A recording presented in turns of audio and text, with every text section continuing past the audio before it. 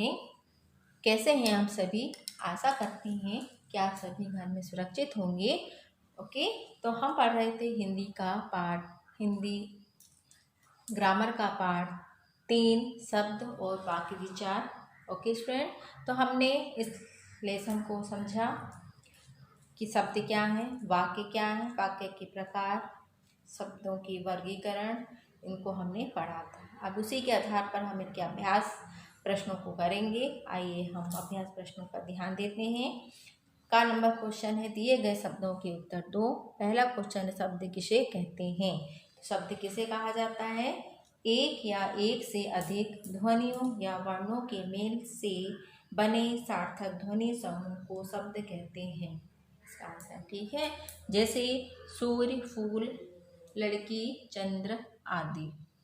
Next question है, शब्दों का वर्गीकरण किन आधारों पर किया जाता है? इसका आंसर है, शब्दों का वर्गीकरण निम्न आधारों पर किया जाता है। पहला है उत्पत्ति या स्रोत के आधार पर, दूसरा है अर्थ के आधार पर। ओके, फिर नेक्स्ट क्वेश्चन इसका, वाक्य किसे कहते हैं? तो इसका आंसर है, किसी भाव या विचार को पूर्ण रूप से प्रकट करने वाले पदों या सार्थक समूह शब्दों का समूह वाक्य कहलाता है। ठीक है, नेक्स्ट क्वेश्चन है, वाक्य के कितने अंग होते हैं? इनके नाम लिखो।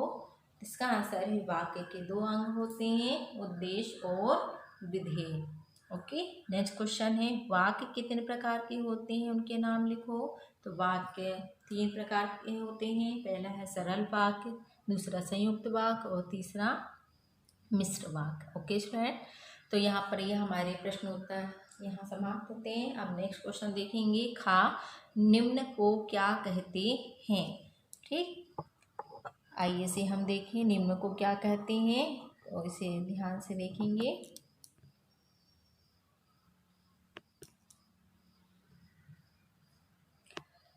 दिया है पहला, संस्कृत के वे शब्द जो मूल रूप से हिंदी भाषा में अपना लिए गए हैं उन्हें क्या कहते हैं?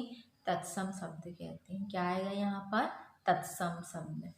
ठीक है, फिर क्या है सेकेंड, संस्कृत के जिन शब्दों का रूप हिंदी भाषा में बदल गया है उसे क्या कहते हैं? तद्भव शब्द।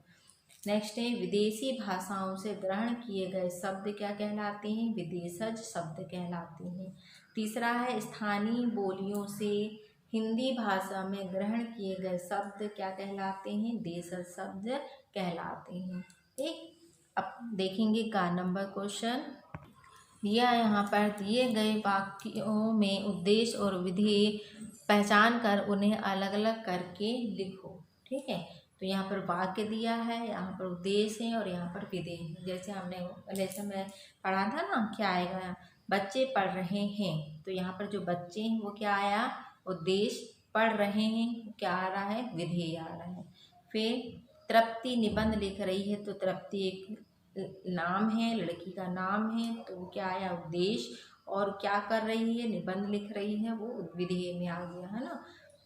फिर थर्ड नंबर है, मजदूर पेड़ काट रहा है, तो यहाँ पर मजदूर क्या है? उद्देश्य है, पेड़ काट रहा है क्या है? विधेय। चिड़िया उड़ रही है, तो चिड़िया उद्देश्य से उड़ रही है, जो विधेय है। संदीप ने कुत्ते को झंडे से मारकर भगा दिया, डंडे से मारकर भगा दिया, तो यहाँ क्या है? संदीप जो है उद्देश्य है और जो कुत्ते को डंडे से मारकर भगा दिया वो क्या है? विधेय है। तो बच्चों, यहाँ पर हमारा हिंदी व्याकरण का पाठ 3 आज समाप्त होता है। ठीक है, तो ये अपने प्रश्नोत्तरों को कंप्लीट कर लें अपनी कॉपी में। Okay, bye bye.